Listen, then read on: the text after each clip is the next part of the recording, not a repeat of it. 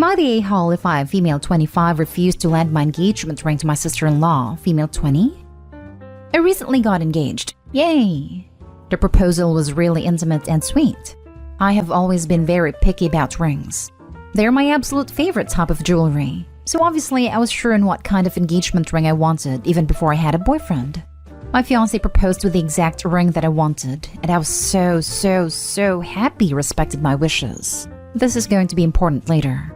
My sister-in-law, female 20, is my fiancé, male 26, younger sister. She is generally used to getting whatever she wants. She swung by our house a couple days later to congratulate us, and obviously demanded to see the ring. No biggie. I showed it to her, and then she wanted to wear it on her finger. I budged on that too. Big mistake. She took a few pictures with my ring on her finger, then gave it back. This was last week. Yesterday, she called me up saying she's going to this really fancy party this Sunday and wants to wear my ring since it doesn't really look like an engagement ring. I politely declined. She asked me a few times, and when I refused, she started shouting and calling me a witch for not sharing a piece of jewelry that her brother paid for. She told her mom too, and my mother-in-law texted me asking why I'm not giving her my ring. So, am I the a-hole? Now for the top comments.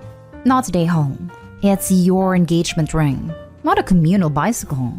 Your fiancé bought the ring for you, not for his family. I'd keep a closer eye on the ring for the next few days if I were you. I'd also have a quick chat with your fiancé about the dumb BS his sister and mom are pulling. Yes, and get it insured if it's pricey. So when you announce your pregnancy, is she gonna ask to borrow her brother's genitals too? Will your mother-in-law insist? Just no. As she said, her brother paid for it, not her. And like the first comment said, bring your hubs into it. You need to present a united no. Not the a-hole. Firstly, it's your ring, and you are not obligated to lend it to anyone. Not wanting to is enough of a reason by itself. But this is your engagement ring. They are meaningful and sentimental, regardless of whether they look like a traditional engagement ring. It's not normal to ask to borrow someone else's engagement or wedding ring at all, and it's weird that she doesn't get that. She's being an entitled brat. I find it even weirder since it's the ring from her brother to OP. It's not a friend asking to borrow another friend's ring, which would be slightly less odd in my opinion. I would not want to wear a ring that my brother gave to his fiancé as a symbol of his love. Not the a-hole. It's not just any piece of jewelry. It is your engagement ring. I am wondering if sister-in-law told mother-in-law it was just a ring that she was trying to borrow, or if she told her that it was your engagement ring. If mother-in-law would be okay with that, let her give sister-in-law her engagement ring rather than borrowing yours. Next story. Am I the a-hole for insisting to invite someone to the wedding when my fiancé is against it? I'm 26 male and my fiancé, who I'm getting married to in a few months, is also 26 female. I started dating my fiancé 4 years ago and we got engaged last year. Before I met my fiancé, I was friends with one girl since we were 16 years old. We weren't that close, but we were good friends. I had no contact with that girl after she had cursed out my fiancé multiple times, and when she was acting jealous over the fact that I have a relationship and I'm going on dates with my partner. She was getting really exhausting, and I felt suffocated by her. After she spoke some very horrible words to my fiancé, I cut her off. That was almost 2.5 to 3 years ago. Now this girl started dating my cousin 3 months ago. My cousin will be invited to the wedding, and although I'm not that thrilled about it, that girl will be his +1. My fiancé is totally against it because that girl has treated her horribly, and she doesn't want her at the wedding because she believes she's the kind of person to make the wedding about herself. She's not totally wrong. That girl is extremely weird and is capable of pulling a stunt to get all eyes on her, whether it's negative attention or positive attention. I get why my fiancé is worried, but I don't want to tell my cousin to not bring his +1, who's his girlfriend. My fiancé seems to try to accept it, but I can't help but feel like the a-hole for insisting to invite that girl when my fiancé has valid concerns to not want her there. You're the a-hole. Your fiancé was treated bad by this person. If it was the other way around, wouldn't you be against it? I'm easier with compromises than my fiancé is, and I can manage being in the presence of people I don't get along with. My fiancé, on the other hand, cannot do that because her personality is different. You are saying she cannot do that. Why would you still invite that person if you know this? In order to avoid family drama. If we exclude my cousin's girlfriend, my cousin will be pissed, and then a bunch of relatives will try to intervene and cause drama. Sorry to be blunt, but you need to grow a spine and stand up to your family. Cousin's girlfriend has a history of disrespecting my fiancé and our relationship, and I won't accept that at our wedding, is all you need to say. And if they keep giving you grief, just keep telling them you won't have someone who has disrespected your relationship at your wedding. You're the a-hole. If this woman sounds like she will be causing serious drama, I don't think it's a coincidence she started dating your cousin 3 months before your wedding. Tell your cousin she is not invited. No one who disrespects the bride like that, whether today or 5 years ago, should be allowed to attend. Why does your cousin's comfort matter more than your fiancé's at her own wedding? You're the a-hole. I keep waiting to see a legitimate explanation for this. A cousin can't bring a girlfriend of 3 months, versus the bride has to deal with the stress of knowing a person who harassed and insulted her that they had to cut out of their lives is coming and can cause drama at her wedding. How on earth is this even a debate?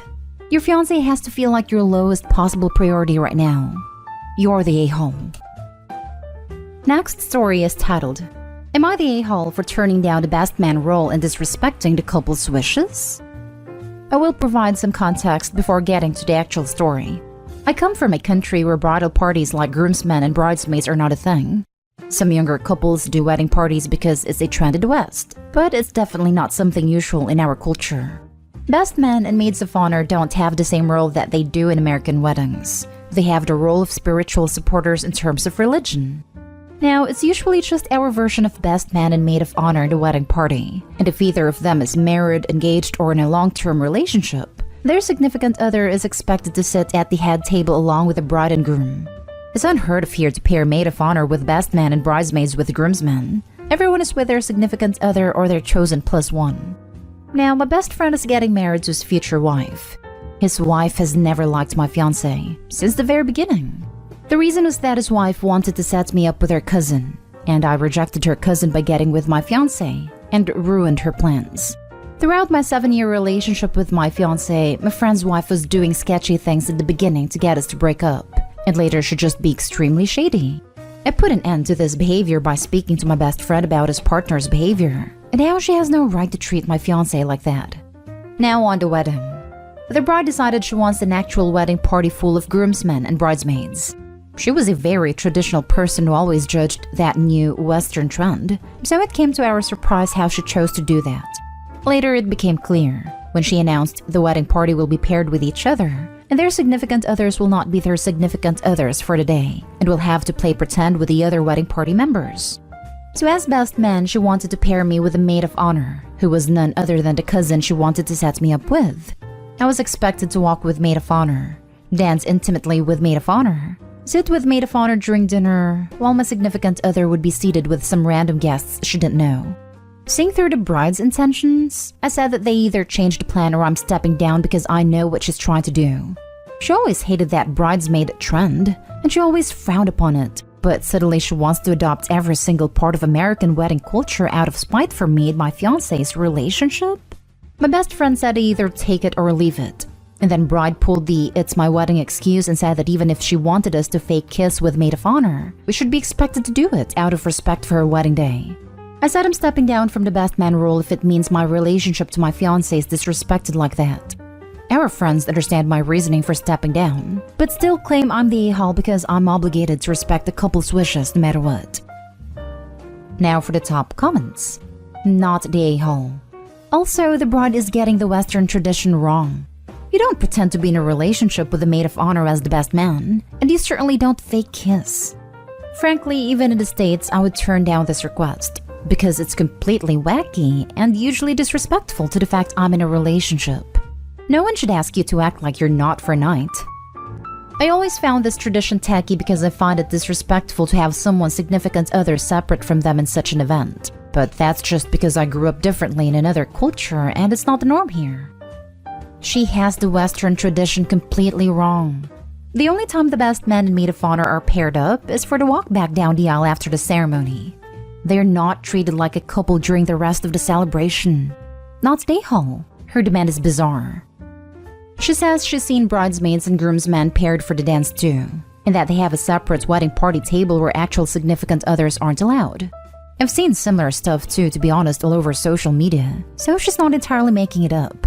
It's just that she frowned upon said trend until she saw how she could use it to her benefit to pair me with her maid of honor. Not stay home.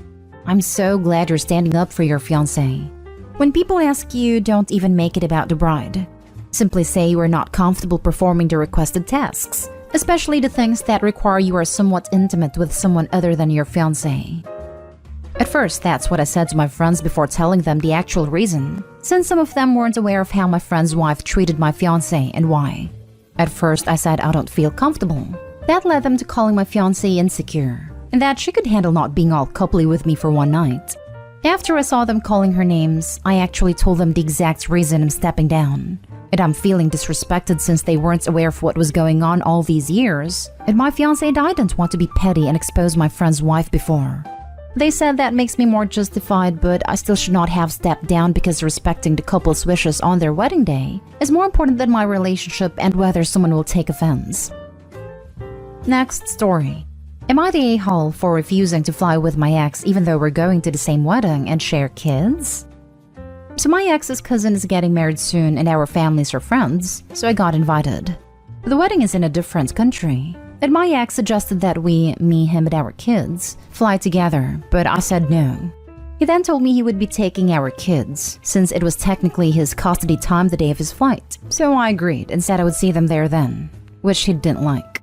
He thinks I'm being stubborn and ridiculous by refusing to just all go together, and after realizing none of his attempts to convince me were working, is now angry at me. Every time we interact, he mentions it, and it always turns into an argument. Some of the things he said to try to convince me were that the kids would like it. It would make childcare easier for both of us since flying with small children can be hard. It would be free and easy for me since he would handle everything, etc. My family also think I'm being stubborn and that I should just agree. Am I the a-hole for refusing? Not the a-hole. It would make childcare easier for both of us since flying with small children can be hard. Your ex just doesn't want to deal with the kids on the plane. He asked that the kids fly with him after Opie declined his offer to fly together. So your assumption that he's a crappy father is absurd. It's his time, so I'm not sure that assumption is correct. Not saying he's an awful parent, just that flying with kids is no joke. I think it was a bluff. He was hoping she would protest or give in to flying together. Now he's pissed because things aren't going the way he planned. Not today home. For the people not paying attention, red flags. That is her ex. He is trying to control Opie and force her to spend time with him. If this was just about the kids, guess what? It's his days and he will have them. There is no reason for Opie to be with him. It's not any different if they had been at home swapping kids like normal. Why is the ex demanding that Opie must be with him? Her kid-free time is her time to do as she pleases. If she wants to be with her boyfriend while she has the kids, then that's her choice. Repeat, it's her ex. He doesn't get the pleasure of her company anymore. And him using the kids as an excuse is just wrong. Exactly. She doesn't have to explain. She said no. What is it with people seeing a no as a let's argue? Now for the last story. Am I the a-hole for telling my girlfriend that I don't like the gift she got me and asking for something else? My girlfriend, 22 female and I, 26 male, have been together for almost 4 years and live together. She has a stable career and has bought herself a car and was taught to drive in high school. I was never taught to drive, and it's not really necessary because I can Uber, take the bus, or my girlfriend can drive. She's offered before to teach me to drive, but I declined because I'm not really interested in learning, because I don't plan on getting a car since they cost a lot of money. So, my birthday was yesterday and my girlfriend was really excited to give me my gift. It was private driving lessons, which admittedly cost her several $100s. I was really offended because I don't want to learn to drive. She hyped the gift up like I'd love it, but I honestly hate it. It seems more like it's for her because she wants me to learn to drive than it is for me. I got really upset and disappointed when I opened it, and she kept pushing to ask why I didn't like it. I told her again that I don't care for driving, and it seemed like a really impersonal gift, because I don't even want my license or a car, so why would I want this? I felt like she doesn't even know me. And she got really upset, so I suggested she return the lessons and get me something I would like better. Now she's calling me an a-hole and said the lessons are non-refundable and is really upset with me. I don't think I'm the a-hole because I've told her before that I don't want to drive, and I feel like she's trying to change me. So now she's being immature and won't drive me anywhere and tells me I can Uber if I want to go somewhere, even if it's somewhere she was going to go already. Like she went thrifting and to the grocery store without me. We always go together, and said if I really wanted to go that badly, I can Uber.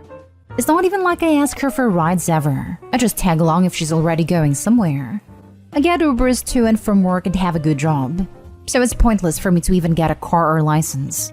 When I told her that, she said that she's tired of always being the driver and likes to be the passenger sometimes. But to me it sounds like she gave me a gift that she wants. Because if she hates being the driver so much, I suggested that I could get lessons for her birthday, not mine, and that upset her even more. She said that it isn't a gift for her, and she'd be upset if I got myself driving lessons for her birthday. I told her basically, see, so you'd be upset if I got you something that you think is for me for your birthday. And she said yes. So even though I explained to her there's a double standard, she's still insisting that I'm the a-hole. Info, how much do you financially compensate your girlfriend for driving you about? I don't, because I don't ask her for rides. I just tag along if she's going somewhere. So you never get a ride anywhere that she isn't already going? What happens if she doesn't want to drive? Or if she wants to have a drink? We don't drink because she doesn't want to pay for an Uber. So we just drink at home if we do. And if she doesn't want to go somewhere, then we just don't go. But she'll usually end up needing to go places eventually, like the grocery store or whatever. You're the a-hole. Read between the lines, dude. She's tired of driving you around everywhere. It's one thing to be unable to drive. It's a whole other thing to just refuse to drive. What's going to happen if there's an emergency? But mommy, I don't want to drive. I can just mooch off other people who acquired their basic freaking skills as teenagers.